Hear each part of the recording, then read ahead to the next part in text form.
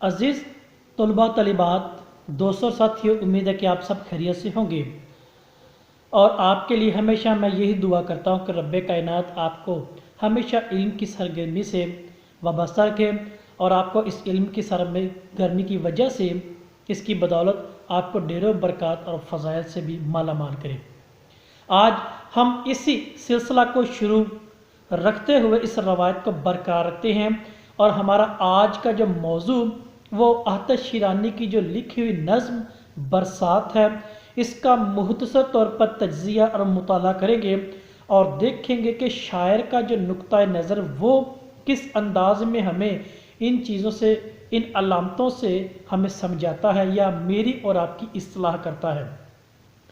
कहा जाए या देखा जाए तो हर कलम निगार, चाहे वो नज़म निगारी के मैदान में अपनी कलम सर्व करता है, गज़ल के मैदान में, नसर के मैदान में, कोई भी वो सिन्फ निगारी है, वो किसी न किसी रंग के अंदर इस कायनात में रहते हुए इस कायनात का मुताला करता है और मेरी और आपकी रहनुमाई करता है। वो उस कल्चर, उस माहौल, तहज़ीब व तमद्दुन के एतबार से है। तो इस एतबार को देखें तो ये नज़्म भी हमें इसी चीज़ से वाबस्ता या आगाही के तौर पर मिलती है। अगर लफ्ज़ बरसात पर गौर करें तो ये लफ्ज़ मैं और आप बचपन से ही सुनते आ रहे हैं और ये इब्तदाए कायनात से ही इंसान की रहनुमाई का सबब है, जो खुदावंद करीम ने इस बरसात के इस अमल के इवज़ इंसान को मुख्तलिफ निशानियाँ अता की हैं ताकि जिनके वसीला से वो समझ सके। तो पहली चीज़ हम बात करेंगे, इस लफ्ज़ को समझेंगे बरसात, इस लफ्ज़ का मतलब क्या है, फिर बासानी उस शायर के नुक्ते नज़र को भी समझ पाएंगे जो खुदावंद करीम ने इसके पस मंज़र पर छुपाई हैं और अकल वालों के लिए वो निशानियाँ के तौर पर भी है। बरसात यानी मतलब बरसना है। बरसना क्या, ये आसमां से नीचे आना है, बुलंदी से पस्ती पर आना है, या अरूज से जवाल कह सकते हैं, गिरना कह सकते हैं, गिर जाना कह सकते हैं, वापस आना कह सकते हैं। इसी लफ्ज़ से गिरजा भी निकला है, जिसे अंग्रेज़ी में हम चर्च बोलते हैं, यानी इबादत का जहाँ पर खुदा के हजूर गिर कर अपनी गलतियों, कोताहियों और ख़ताओं की मुआफ़ी मांगी जाती है। इसी एतबार से जब ये चीज़ पता लगी आसमान से उस पानी का वापस आना, तो ज़िंदगी के एक सर्कल की हमें वो वजाहत करता है कि जहाँ से इब्तदा हुई थी वहीं पर उसकी इंतहा हो गई थी। तो एक चीज़ हमें इस मानी के तौर पर ये मिलती है। यानी बारिश क्या है, एक सबक है, सबक अमेज़ी का एक नुक्ता अरूज है, वो जो फितरत के कानून के मुताबिक चलती है। उसने, बारिश ने आज तक ये नहीं कहा कि मैंने आज नहीं बरसना, बल्कि जब भी खुदा का हुक्म आया वो हमा वक्त तैयार हुई है। एक ये सबक अमेज़ी हमें यहाँ मिलती है। दूसरी, बारिश का एक मकसद होता है, वो मकसद क्या है, तहारत है, पाकीज़गी है, सफाई है, सुथराई है। या इन दोनों में आप देख लें, ये हमारे पाकिस्तान के अंदर तो स्मोग में खासकर लाहौर अव्वलियत का दर्जा रखता है। स्मोग क्या है, आलूदगी जो मैंने और आपने फैलाई है, और ये महकमा मौसमियात भी कहता है आप लोग जब तक बारिश ना तो ये मौसम या फिजा साफ नहीं हो सकती। तो लिहाजा बारिश का मकसद सफाई है। ज़मीन पर पानी का आना, ये चीज़ है कि पहले पानी ज़मीन पर था, वो बुहारात बनकर फ़िज़ा में गया, फ़िज़ा में क्या तो वापस नीचे ज़मीन पर फिर आ गई, यानी जहाँ से इब्तदा हुई वहीं पर उसकी इंतहा होगी। यानी ये फितरत का कायदा कानून हर चीज़ का एक सर्कल में रह रही है, मगर अफसोस कि आज का इंसान इस सर्कल में है ही नहीं, वो अपने सर्कल से, अपने दायरा से, अपनी औकात से बाहर जा चुका है। यानी ये मेरी और आपकी वक़्त और अहमियत वो बता रही है।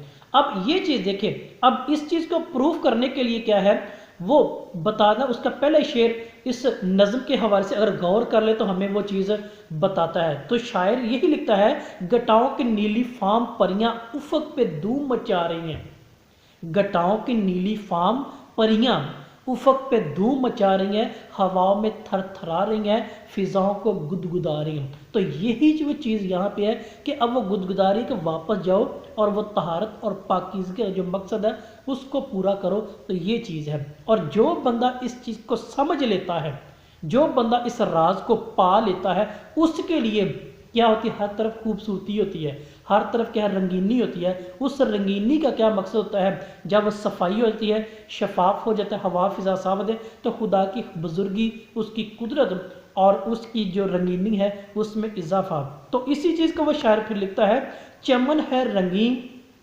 بہار رنگین مناظر سبزہ زار رنگین، چمن رنگین بہار رنگین مناظر سبزہ زار رنگین ہے، وادی کوہسار رنگین کہ بجلیاں رنگ لا رہی ہیں۔ رنگ خوبصورتی جو اس طہارت کے بعد ہمیں جسمانی اور روحانی طور پر ملتی ہے، جو میں نے اور آپ نے گندگی پھیلائی تھی، جو میں نے اور آپ نے اس فضا کو آلودہ کی طرح خداوند کریم نے فطرت کے قانون کے مطابق جو اس نے بنایا تھا اس کو صاف کر دیا ہے، تو ہر طرف کی خوبصورتی آ رہی۔ اب اس کا تجزیہ دیکھ لیں تو ہمیں کیا ملتا ہے، ایک سبق۔ ایک طرف فطرت کا قانون مجھے اور آپ کو اوقات میں رکھنے کی دعوت دیتا ہے، سبق دیتا ہے، لیسن دیتا ہے۔ دوسری طرف میں نے اور آپ نے کیا گندگی پھیلائی تھی اس کو اس نے کیا بارش کی وجہ صاف کر دی۔ یہ کہ تجزیاتی اور انسان کے لیے آگاہی کا ایک منظر بھی ہے۔ ایک طرف عقل والوں کے لیے وہ نشانی بھی ہے اور بے عقل کے لیے سبق امیزی بھی ہے، جو ہر سال ہمارے ملک میں سیلاب کی صورت میں بھی آتا ہے، وہ سبق امیزی ہے۔ طوفان نوح اس کی ایک بہترین جھلک یا مثال ہے جو ہمیں رب کائنات کے کلام میں بخوبی طور پر حضرت نوح کے زمانے یا اس کے ذریعے وہ ملتی ہے۔ ایک طرف حقیقت کی زندگی کی عکاسی بھی یہ ملتی ہے تو دوسری طرف چمن کی ضرورت بھی ملتی ہے۔ چمن باغ یعنی یہ دنیا، یعنی زندگی کے لیے پانی وہ بہت ضروری ہے، تو خدا نے کیا کہ یہ ذریعہ بنایا ہے، عقل والوں کے لیے یہ نشانی پیدا کی ہے۔ ایک طرف وہ صفائی ستھرائی بھی ہوتی ہے، میری اور آپ کے ارد گرد ماحول کو وہ صاف شفاف بھی کر دیتا ہے، اور دوسرا کیا ہے چمن کی ضرورت بھی پوری ہو جاتی ہے۔ تو لہٰذا ایک چیز یہ بھی ہمارے سامنے آ گئی۔ پھر اگلی دیکھیں تو ایک طرف زمین پودوں اور پتوں اور سبزیوں کے لیے اس کے، تو دوسری طہارت اور پاکیزگی، تو یہی چیز کیا ہے اس چمن کی، اس خوبصورتی کی، رنگینی کی، جو اس نے کہا ہے کہ چمن ہے رنگین بہار رنگین مناظر ہے سبزہ زار رنگین، تو یہی وہ چیز، یہی انداز، یہی وہ چیز ہے۔ اب آخری بات کو ہم وائنڈ اپ کرتے ہیں کہ بارش کیا ہے کہ رہبری ہے۔ رہبری، جب بارش ہوتی ہے تو ہمیں تقریباً 3 سے 4 چیزیں وہ بآسانی طریقے سے ملتی ہیں۔ کیا چیز؟ بادل کی گرج ایک آواز ہے، جس کے کان ہے وہ سن لے گا۔ اب بادل کی گرج جب آتی ہے، زور سے آتی ہے، تو ایٹومیٹکلی فطرتی طور پر میرے اور آپ کے اندر سے آواز ہے، خدا ہم پر رحم کر یا مجھ پر رحم کر، یہ آواز ہے۔ عقل والوں کے لیے نشانی بھی ہے۔ پھر بجلی کی چمک یعنی روشنی کی چھوٹی سی لہر یا تجلی۔ آپ کوہ سینا یا کوہ طور کا واقعہ، جہاں پر حضرت موسیٰ خدا سے ضد ہو گئے کہ مجھے اپنا دکھا، اور وہاں پر کیا تھا یہ واقعہ، یہ اس کی چھوٹی سی تجلی ہے۔ آنکھ رکھنے والوں کے لیے ایک نشانی بھی ہے۔ پھر پانی آسمان سے نیچے گرنا، یعنی دیکھتے بھی نہیں ہیں، سنتے بھی نہیں ہیں، یعنی میری اور آپ کی کیا وہ حقیقت سے آگاہی ملتی ہے کہ ابھی تک تو جان نہیں پایا ہے۔ وہ چیز، اس کا مقصد ہم نے پہلے بھی دیکھا، طہارت، پاکیزی، صفائی ستھرائی ہے، آگاہی ہے، بیداری ہے، تو یہ ساری چیزیں، اور اس میں ہوا کا روح یعنی ہوا کا تیزی کے ساتھ آنا، وہ کیا ہے؟ اگر درخت کو آپ نے دیکھا، درخت اگر ٹہنی جھک جائے تو وہ ہوا کیا ہے آگے گزر جائے، اگر وہ اکڑ میں رہے درخت کا سرا، اس کے جو مرکزی ٹہنی وہ ٹوٹ کر گر جاتی ہے۔ یعنی انا، تکبر اور گھمنڈ والوں کے لیے سرگوشی میں پیغام ہے کہ جو آج تک میں اور آپ سن نہیں پائے ہیں۔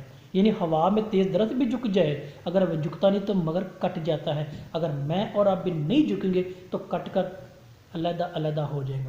عزیز طلبہ، یہ تھا ہمارا آج کا مختصر موضوع، اس نظم برسات اور اس لفظ کے پس منظر پہ یا اس عمل کی وجہ جو چھپی ہوئی باتیں یا راز ہیں، اس حوالے سے ہم نے آج مختصر طور پر جانا اور پہچانا ہے۔ آپ کا کچھ سوال ہے تو کیجیے گا۔ آپ سب کا بہت شکریہ۔